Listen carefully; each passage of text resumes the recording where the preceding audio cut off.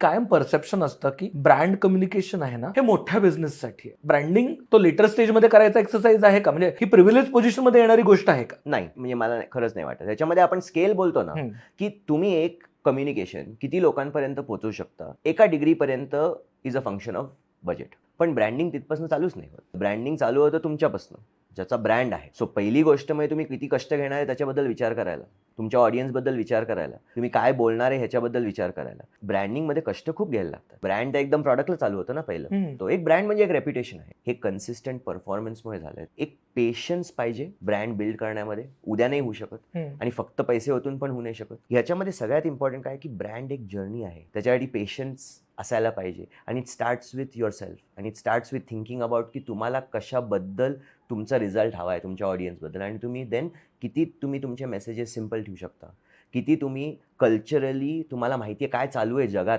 आणि त्याच्याप्रमाणे तुम्ही ते मेसेजेस डिलिव्हर करू शकतात. म्हणजे कुठल्याही ऑडियन्सला एलियनेट नाही होणार, वाईट नाही वाटणार तुमच्या मेसेजेसबद्दल. And at the same time एक पर्सनॅलिटी असेल त्या मेसेज, त्याच्यामध्ये लोक ओळखू शकतात तुम्हाला.